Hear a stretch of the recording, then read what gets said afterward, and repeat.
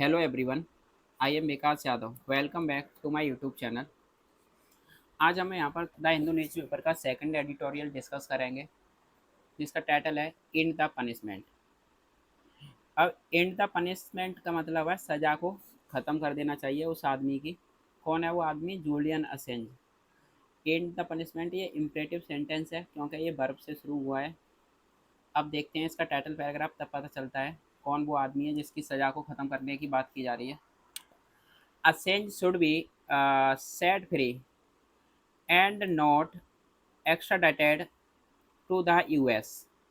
यानी असेंज को नहीं, शुड बी यानी शुड बी का मतलब होता है कर देना चाहिए। एक सेट फ्री का मतलब है यहाँ पर रिलीज करना, किसी को रिहा कर देना चाहिए या आज़ाद कर देना चाहिए, फ्री कर देना चाहिए। तो ये कह रहा है असेंज को फ्री कर देना चाहिए एंड नॉट एक्स्ट्राडाइटेड, और नहीं उनको एक्स्ट्राडाइटेड किया जाना चाहिए। कहाँ पर? यूएस में। अब देखो एक्स्ट्राडाइटेड का मतलब क्या होता है? किसी क्रिमिनल को एक कंट्री से दूसरी कंट्री में ट्रांसफ़र करना यानी भेज देना, उसको ही कहते हैं हम, उस प्रोसेस को कहते हैं एक्स्ट्राडिशन। और इसको बोलते हैं बंदी प्रत्यारोपण करना। एक्स्ट्राडाइटेड का मतलब है बंदी, एक्स्ट्राडाइट कर रहे हैं किसी की, यानी बंदी है, कोई क्रिमिनल है, उसका क्या कर रहे हैं हम? ट्रांसफ़र कर रहे हैं, तो हिंदी में बोलते हैं बंदी प्रत्यारोपण करना। और वैसे किसी क्रिमिनल को एक कंट्री से दूसरी कंट्री में भेजना, उस प्रोसेस को हम कहते हैं एक्स्ट्राडिशन। अब देखो यहाँ पर जो ये असेंज है, जूलियन असेंज है, जो विकीलीक्स नाम की वेबसाइट है उसके ये फाउंडर हैं। तो यहाँ पर हुआ क्या था, कुछ इन्होंने अमेरिका की जो वीडियो थी उनको वायरल कर दिया था, यानी जो कुछ वहाँ की उनके जो सीक्रेट्स थे मिलिट्री के, उनको वायरल कर दिया था। तो इस वजह से इनको क्या कर दिया गया था, प्रिजन में डाल दिया गया था, वहाँ पर यूएस के उसमें रखा गया था। तो उसी के ऊपर ये लिखा गया है कि अब तो इनको रिहा कर देना चाहिए, छोड़ देना चाहिए। और देखो ये यहाँ पर एक और चीज़ पता चल रही होगी, सबसे पहले असेंज यहाँ पर सब्जेक्ट है, शुड बी सेट फ्री ये वर्ब है। और आपने एक चीज़ देखी होगी कि बी फैमिली के बाद में वर्ब की थर्ड फॉर्म आती है तो वो पैसिव में बनता है। तो ये बी प्लस सेट फ्री है। सेट की तीनों फॉर्म एक सी होती हैं, सेट सेट ही होती है। ये फ्रेजल वर्ब है, तो इस वजह से यहाँ पर बी थर्ड फॉर्म ही है ये। और ये भी इसी के लिए यूज हुआ है, Assange should be extradited to the US और Assange should be set free. तो should plus be plus verb की थर्ड फॉर्म आ रही है यहाँ पर, ये दिख रहा है दूसरे में। तो ये क्या है, दोनों सेंटेंस पैसिव में बने हुए हैं, ये स्ट्रक्चर पैसिव में बनी हुई थी, ठीक है। अब चलते हैं इसका प्रॉपर इसको देखते हैं। तो ये क्या कह रहा है, Julian Assange, founder of whistleblower website WikiLeaks, has won a legal reprieve in the UK with permission to appeal against an extradition order that would see him transferred to the US to face trial for allegedly leaking military secrets। ये कह रहा है Julian असेंज जो founder हैं किसके? WikiLeaks नाम की website के। तो ये विसिल ब्लोअर है, यानी वहाँ पर वो चिल्ला चिल्ला के बताते हैं। उन्होंने, जूलियन असेंज ने बॉर्न कर लिया है, जीत लिया है एक कानूनी यानी लीगल रिप्रीव होती है, राहत, स्मॉल रिलीफ। कहाँ पर? यूके में। और किसके साथ जीती है? ये जीती है परमिशन के साथ। परमिशन है अपील की, याचिका की। जो याचिका है अगेंस्ट के खिलाफ, एक एक्स्ट्राडिशन ऑर्डर के खिलाफ। एक्स्ट्राडिशन ऑर्डर कौन सा होता है? जिसमें बंदी प्रत्यारोपण किया जाता है, उसके ऑर्डर के खिलाफ। और ये दैट वुड सी हिम, और ये ऐसा उनको दिखाएगी, क्या दिखाएगी, या ऐसा उनको, ऐसा दिखाएगी या उनका ट्रांसफ़र कराएगी कहाँ पर? यूएस में, अमेरिका में। और क्यों कराया जाएगा? क्योंकि फेस करने के लिए ट्रायल को। और जो ट्रायल है अलिजिडली यानी कथित तौर पर लीक करने का मिलिट्री सीक्रेट्स को, अमेरिका के मिलिट्री सीक्रेट्स को लीक करने का जो आरोप लगा हुआ है, उसके ट्रायल के लिए इसको क्या करेगी? ट्रांसफ़र कराएगी कहाँ पर? यूएस में। अब ये कह रहा है आगे, और इसमें सब्जेक्ट और वर्ब को आइडेंटिफाई करना बहुत ज़्यादा ज़रूरी है, जिससे हमें सेंटेंस की 90% अंडरस्टैंडिंग मिल जाती है। जैसे जूलियन असेंज यहाँ पर आपका सब्जेक्ट है, फिर उसकी वर्ब ये है has born. Has plus verb की थर्ड फॉर्म होती है, तो ये कौन सा होता है? प्रेजेंट परफेक्ट टेंस है यहाँ पर। और कोई दूसरी यहाँ पर सब्जेक्ट और वर्ब दूसरा कोई यहाँ पर देखो है नहीं, सारे कुछ कोई प्रपोजिशन से जुड़ के है, कोई कैसे भी। हाँ, एक ये है दैट वुड सी, तो यहाँ पर ये सब्जेक्ट बना हुआ है और इसकी वर्ब ये है दैट वुड सी। अब देखो, ये कह रहा है the ruling came after. Ruling का मतलब होता है फैसला। जो फैसला आया था आफ्टर के बाद में, किसके बाद फैसला आया था? High court ruled in March that the US government would be given 3 weeks to assure that Mister Assange an Australian national would during trial be allowed to rely on the First Amendment of the US Constitutions। यहाँ तक देखो, that protect freedom of speech. अभी देखो ये sentence काफ़ी बड़ा है, इसको अभी यहाँ तक ही देखते हैं, ठीक है।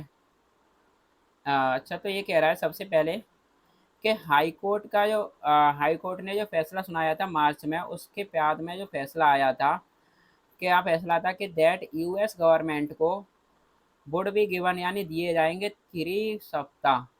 3 weeks का मतलब है यानी 3 सप्ताहों का टाइम दिया जाएगा। किसके लिए दिया जाएगा? क्या वो सुनिश्चित कर पाए, क्या सुनिश्चित कर पाए कि जो मिस्टर असेंज है, और मिस्टर असेंज के बारे में देखो ये एम डैश लगा के ये एडिशनल इन्फॉर्मेशन बता रहा है, ये कौन है? एक ऑस्ट्रेलियन नेशनल है, यानी वो ऑस्ट्रेलिया के हैं।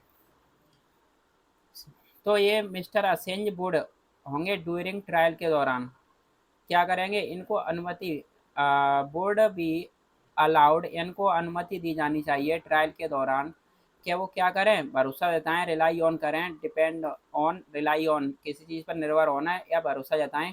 जो पहली जो संशोधन है फर्स्ट अमेंडमेंट, यानी जो यूएस का, अमेरिका का जो फर्स्ट अमेंडमेंट है, जो संशोधन है पहला संविधान का, कॉन्स्टिट्यूशन का, वो क्या है? जो प्रोटेक्ट करता है फ्रीडम ऑफ स्पीच, यानी बोलने की अभिव्यक्ति को क्या करता है? महफूज करता है, प्रोटेक्ट करता है। ये अमेरिका का क्या है? फर्स्ट अमेंडमेंट है। तो ये कह रहा है कि यूके, क्या चलो आप मिस्टर असेंज को ले जाओ कोई नहीं, लेकिन ये चीज़ सुनिश्चित कर लो, पक्का कर लो, ये अश्योर कराओ, 3 सप्ताह का आपके पास टाइम है, क्या इनको ट्रायल के दौरान इनको अनुमति दी जाएगी। क्या अनुमति दी जाएगी? क्या उनका जो फर्स्ट अमेंडमेंट है वो प्रोटेक्ट करेगा उनकी बोलने की अभिव्यक्ति को। चलो इनको कुछ भी करो, आप मारो पीटो सूली पर चढ़ाओ, लेकिन इनको बोलने की क्या है? फ्रीडम दी जानी चाहिए। अगर आपके कॉन्स्टिट्यूशन में नहीं है तो आप संशोधन करके इस चीज़ को लेकर आओ, ये कह रहा है। अब that he would not be prejudiced at trial for being a foreign national in US court, and that the death penalty would not be applied in his case। अब ये यहाँ पर क्या कह रहा है कि कहाँ पर थे? ये था डेट के ही वुड नॉट बी, यानी उनको क्या नहीं किया जाना चाहिए? प्रेजुडाइज का मतलब होता है बाइज्ड, यानी पक्षपात नहीं की जानी, नहीं होनी चाहिए, पक्षपात नहीं होगी एट ट्रायल पर। कि दैट हुआ है इस चीज़ को क्या करें? पक्षपात नहीं होगी। क्यों नहीं होगी? ये कह रहा है पक्षपात इस वजह से नहीं होगी क्योंकि एक वो कौन है? फॉरेनर है, विदेशी है। फॉरेन नेशनल होने की वजह से, विदेशी होने की वजह से, कहाँ पर? यूएस की कोर्ट में। एंड दैट, और ये बता रहे हैं एंड दैट के जो डेथ पेनल्टी की जो सज़ा है वो अप्लाइड नहीं होगी, यानी उसको लागू नहीं किया जाएगा उनके मामले में, उनके केस में। तो अब अमेरिका ने भी ऐसा बोला है कि चलो ठीक है, बाइज्ड यानी पक्षपात नहीं होगा ट्रायल पर, और विदेशी होने की वजह से यूएस कोर्ट में उनको क्या है? पक्षपात नहीं किया जाएगा। और दूसरी बात, उनको डेथ पेनल्टी की जो सज़ा है उसको उनके केस में क्या है? लागू नहीं किया जाएगा। ऑल दो हिज लीगल, हालांकि उनकी जो कानूनी जो टीम है, legal team did not contest the assurance provided by the Washington that it was an unambiguous executive promise। अब ये कह रहा है कि उनकी जो लीगल टीम है वो डिड नॉट कंटेस्ट नहीं करेगी, विरोध नहीं किया था उनके अश्योरेंस का। कौन सा अश्योरेंस? जो प्रोवाइड किया गया था वॉशिंगटन के द्वारा, यानी अमेरिका के द्वारा। क्या था?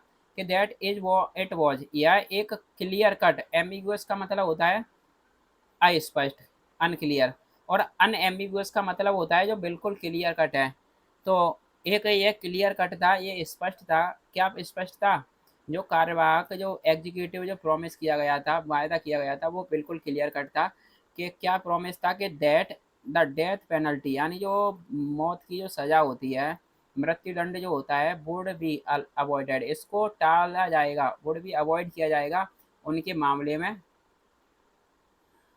ये बिल्कुल अमेरिका, वॉशिंगटन ने ये आश्वासन जो उनको प्रोवाइड किया था और उन्होंने प्रॉमिस भी किया था, बिल्कुल क्लियर कट ये बात बोली थी कि और इनकी जो डेथ पेनल्टी है उसको भी अवॉइड किया जाएगा, उनके मामले में अवॉइड होगा। और देखो द यूके जजेज जो यूके के जज थे वो अपीयर्ड हुए थे, दिखाई देते हैं कि वो एक्सेप्ट करेंगे अपने आर्गुमेंट ऑफ के जो प्रेजुडाइस के जो डिस्क्रिमिनेटरी हैं, जो बाइस्ड जो वो हैं, वो अपने आर्गुमेंट क्या करेंगे, यूके के जज एक्सेप्ट करेंगे और किसके प्रति, उसकी नेशनलिटी के प्रति, यानी जो उसकी नेशनलिटी है उसके प्रति वो क्या करेंगे, अपने आर्गुमेंट को क्या करेंगे, एक्सेप्ट करेंगे। और किस संदर्भ में है वो argument, in the context of his right to free speech, यानी बोलने की अभिव्यक्ति में, राइट टू फ्री स्पीच के संदर्भ में है। स्पेशली खास करके after a US prosecutor had said the first amendment may not apply foreigners when it come to national security issues. अब देखो, स्पेशली खास करके आफ्टर के बाद में, किसके बाद में, यूएस प्रोसिक्यूटर्स हैं, यूएस के जो सरकारी वकील हैं, उन्होंने हेड सेड कहा था, इसके बाद में क्या कहा था कि जो फर्स्ट अमेंडमेंट मे नॉट यानी अप्लाई नहीं होगा, कहाँ पर, फॉरनर्स यानी विदेशियों के लिए। और व्हेन इट कम टू, जब बात आती है किसकी, राष्ट्रीय सुरक्षा के मुद्दों की, तब तो ये बिल्कुल लागू नहीं होगा। ऐसा यूएस के जो सरकारी वकील थे उन्होंने ऐसा कहा था। अब ये कह रहा है Mister Assange will now have a few months to prepare his appeal. अब मिस्टर असेंज के पास कुछ महीने होंगे कि वो अपनी क्या करें, अपील को प्रिपेयर करने के लिए, तैयार करने के लिए कुछ महीने होंगे मिस्टर असेंज के पास। अब देखो यहाँ से सेकंड पैराग्राफ देखते हैं। Several facts several facts stand out in the case of Mister Assange. ये कह रहा है बहुत सारे जो तथ्य हैं स्टैंड आउट करते हैं, बताते हैं, जो चमकाते हैं उनके मामले में, दिखाते हैं मिस्टर असेंज के मामले में क्या दिखाते हैं। विच एंटर, जब से उन्होंने एंटर किया था, विच enter the global spotlight since April 2020। तो ये कह रहा है कि जब से उन्होंने एंटर किया है पूरे दुनिया भर के स्पॉटलाइट में, सिंस यानी अप्रैल 2010 से, तब से ये क्या कह रहा है, जब से WikiLeaks published leak videos from a US helicopter in Baghdad showing an air strike that killed civilians. ये कह रहा है कि जब 2010 से इन्होंने पूरे दुनिया भर के स्पॉटलाइट में एंटर किया, तब से विकीलीक्स ने पब्लिश किया था, क्या पब्लिश किया था, जो लीक हुई थी वीडियो यूएस के हेलीकॉप्टर से बगदाद में, और दिखाते हुए, शोइंग करते हुए, दिखाते हुए एक एयर स्ट्राइक को दिखाते हुए यूएस बगदाद में एक हेलीकॉप्टर से जो वीडियो लीक हुई थी उसको विक्की लीक ने पब्लिश किया था। और उसमें क्या था कि वो क्या कर रहे थे, डेट किल्ड सिविलियंस, वहाँ पर सिविलियंस को क्या कर किया जा रहा था, मारा जा रहा था। तो वो हेलीकॉप्टर से नीचे क्या कर रहे थे, जो आम नागरिक थे, सिविलियंस थे, उनको क्या कर रहे थे, वहाँ से टारगेट कर रहे थे। तो वहाँ से एक वीडियो लीक हुई थी और उस वीडियो को ये जूलियन असेंज नाम का जो व्यक्ति है, इसने अपनी वेबसाइट है विकीलीक्स, इस पर क्या कर दिया था, पब्लिश कर दिया था 2010 में सबसे पहले। The organisation then published secret military documents on the US wars in Afghanistan and Iraq and confidential cables of US diplomatic mission। अब ये क्या कह रहा है, जो ऑर्गेनाइजेशन है, जो संस्था है, तब उसने पब्लिश किया था सीक्रेट मिलिट्री डॉक्यूमेंट्स के, ऑर्गेनाइजेशन ने क्या किया था, मिलिट्री डॉक्यूमेंट्स कौन से थे, जो थे यूएस के वॉर्स के, यानी जो यूएस में युद्धों के जो वॉर्स के जो सीक्रेट मिलिट्री के डॉक्यूमेंट को पब्लिश किया था।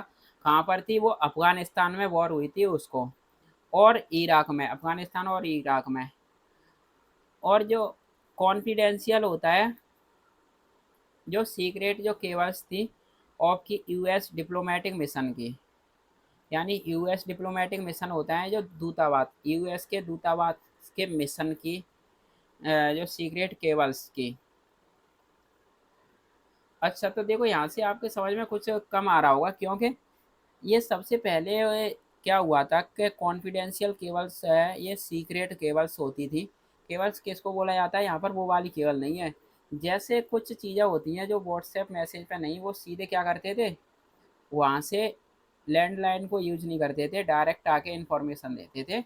यानी जैसे लंदन से कोई इन्फॉर्मेशन पहुँचानी है दिल्ली में, तो वहाँ से दिल्ली की एयरलाइन पर एक व्यक्ति आएगा और वो क्या करेगा, उनका दूतावास होगा, दूतावास पे आएगा और वो बताएगा। लेकिन कभी कभी इमरजेंसी के केस में हम व्हाट्सएप और लैंडलाइन को यूज़ करते थे, तो उसी दौरान इन्होंने क्या कर लिया था, ये वीडियो लीक कर ली थी इन्होंने, वहाँ से डेटा को क्या कर लिया था, चुरा लिया था ऐसा बोला जाए, या फिर वहाँ से कैसे भी करके हैक कर लिया था। तो यही कह रहा है कि जो डॉक्यूमेंट्स थे मिलिट्री के, उनको सीक्रेट डॉक्यूमेंट्स को पब्लिश किया गया था जब इराक में और अफगानिस्तान में युद्ध किया था तब।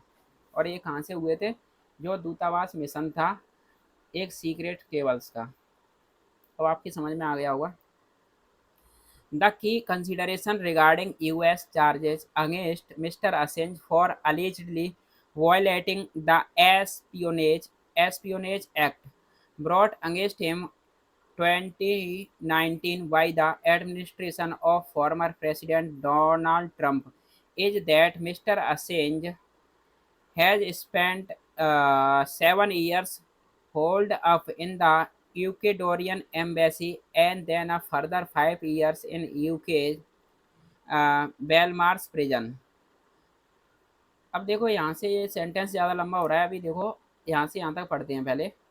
ये कह रहा है जो की कंसीडरेशन, बहुत सारे जो की कंसीडरेशन का मतलब है जो मुख्य कंसीडरेशन थे, जो विचार थे, किसके रिगार्डिंग, किसके संदर्भ में, यूएस के जो चार्जेस थे, जो यूएस पे जो आरोप थे, यूएस के जो चार्जेस के संदर्भ में। और वो चार्ज किसके संदर्भ में थे, जो खिलाफ थे मिस्टर असेंज के। क्या थे, कि उनको कथित तौर पर क्या आरोप लगाए थे, कि उन्होंने उल्लंघन किया है इस पे एस्पियोनेज एक्ट का। एस्पियोनेज एक्ट कौन सा एक्ट था, जिसमें वो जासूसी वाला जो एक्ट था उसका उन्होंने क्या है, उल्लंघन किया है मिस्टर असेंज ने। ऐसे यूएस के चार्ज लगाए गए थे, आरोप लगाए गए थे, कहाँ पर, मिस्टर असेंज के ऊपर।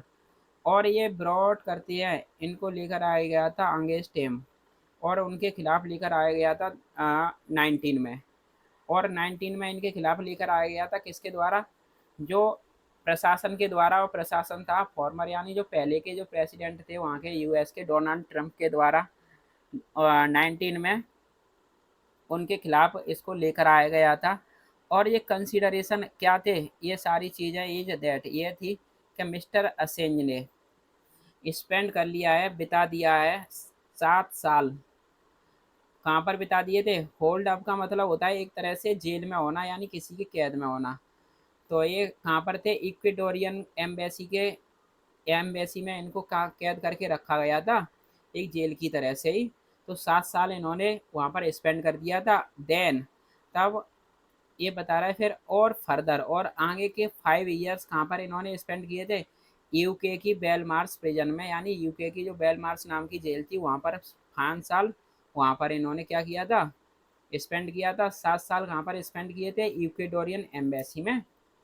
अब ये कह रहा है ये 12 साल की सजा काट चुके हैं। ये अब बता रहा है एमडेसी लगा के क्या है, ये है एक लेंदी इनकार्सिनेशन है, considering that Chelsea Manning, the erstwhile U.S. military analyst and whistleblower who transmitted the confidential information from U.S. government servers to WikiLeaks, के ये कह रहा है कि एक लेंदी इनकार्सिनेशन है, एक लंबा कारावास है। यह कंसीडर करता है, कंसीडर करते हुए 12 साल की सज़ा को क्या कंसीडर किया था, कि जो चेल्सा माइनिंग है, ये चेल्सिया मैनिंग नाम की एक महिला थी उस वक्त, एरस्टवाइल यानी उस वक्त जो US military analyst and whistle blower. ये कौन थी उस वक्त, यूएस मिलिट्री की एनालिस्ट और विसिल ब्लोअर थी। ये क्या करती थी, विसिल बजा बजा के लोगों को बताती थी यूएस के जो काले कारनामे होते थे उनको, बैड बुरे कामों को। और ये क्या करती थी, जो चेल्सिया मैन के बारे में बता रहा है, हु लगा के ये रिलेटिव प्रोनाउन से जोड़ा हुआ है।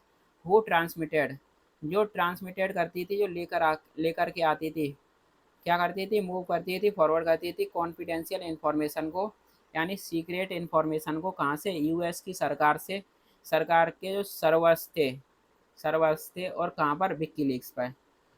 तो ये जूलियन असेंज को कौन सपोर्ट करता था, ये चेल्सिया मैनिंग नाम की जो महिला थी ये सपोर्ट करती थी, और यूएस के सर्वर्स थे ये अब उनकी विकीलीक्स नाम की वेबसाइट पे क्या करती थी, उनकी कॉन्फिडेंशियल इंफॉर्मेशन को ट्रांसमिटेड करती थी, सेंड करती थी, भेजती थी। ये भी क्या थी, एक विसिल ब्लोअर थी और वहाँ की मिलिट्री एनालिस्ट थी। अब ये कह रहा है जो चेल्सिया मैनिंग है उसके बारे में बता रहा है, was sentenced to 35 years in prison in 2013 and then that sentence was commuted by former US President Barack Obama in 2017। ये कह रहा है कि इसको क्या कर दिया गया था, इनकी सजा को यानी कम कर दिया गया था 35 ईयर्स, यानी इनमें कहाँ पर थी, बॉय यानी सॉरी, इनको चेल्सिया मैनिंग को बॉय सेंटेंस यानी सजा दी गई थी 35 साल की, इनमें प्रेजेंट में जेल में यानी 2013 में, और तब तब से दैट सेंटेंस और उनकी जो सज़ा थी उसको रिड्यूस कर दिया गया था, कम कर दिया गया था, जो पहले के यूएस के जो प्रेसिडेंट हैं बराक ओबामा उनके द्वारा 17 में। तो इनको 13 में सज़ा मिली थी 35 साल की, और इसकी सज़ा को जो बराक ओबामा जो प्रेसिडेंट थे ओबामा ने 17 में क्या कर दी थी, उनकी सज़ा को रिड्यूस कर दिया था, कम कर दिया गया था, काट छाँट के कम कर देना, कम्यूट कर देना यानी रिड्यूस कर देना। उसके बाद में ये बता रहा है, while Mister Assange critics including notably the US government point out that he did not redact names in his mega scale expose, जबकि मिस्टर असेंज के जो आलोचक हैं, आलोचक यानी जो क्रिटिक्स हैं, उन्होंने जो शामिल करते हैं नोटेबली यानी खास तौर पर जो यूएस की गवर्नमेंट ने इशारा करती है, पॉइंट आउट करती है कि दैट कि उन्होंने ही डिड नॉट, उन्होंने रिडक्ट नहीं किया था नामों को, री एडिट नहीं किया था, रीसाइज नहीं किया था, उन्होंने रिवाइज नहीं किया था नामों को अपने मेगा स्केल एक्सपोज में। तो यूएस की गवर्नमेंट ये पॉइंट आउट इशारा करती है कि उन्होंने लोगों के सीधे सीधे नाम क्या कर दिए हैं, वो एक्सपोज कर दिए थे, खुलासा कर दिया था अपने मेगा स्केल में। उन्होंने नाम को भी क्या नहीं किया था, एडिट नहीं किया था या फिर रिवाइज नहीं किया था। इस प्रकार अलाउइंग अनुमति देते हुए वॉशिंगटन को, क्या अनुमति देते हुए वॉशिंगटन को, क्या वो आर्ग्यू करे कि दैट के जो रिवेलेशंस है, revelations placed individuals at risk of serious harm, के जो रिवेलेशंस है उनका जो प्लेस जो रखा हुआ है, जो खुलासा जो किया था, एक्सपोज जो किया था, उसको रखा है, कहाँ पर रखा है, प्लेस किया है, प्लेस कर दिया है eight risk of serious harm, यानी बड़ा ही खतरनाक हार्म है वहाँ के लोगों के लिए। इससे क्या होगा, उन्होंने सीधे सीधे उनके नाम ले दिए हैं उन अपनी वेबसाइट पर। इससे क्या है, वहाँ के लोगों को सीधे क्या मिलेगी, कोई भी धमकी देगा या फिर कोई भी क्या कर सकता है, मार सकता है। तो यही कह रहा है, बड़ा ही सीरियस हार्म है, एक रिस्क है वहाँ के लोगों के लिए, इंडिविजुअल्स यानी लोग, और रिस्क ऑफ सीरियस हार्म बड़ा ही खतरनाक क्या है, प्लेस कर दिया है खतरा वहाँ पर उनके ये मेगा एक्सप्लोए से। अब ये कह रहा है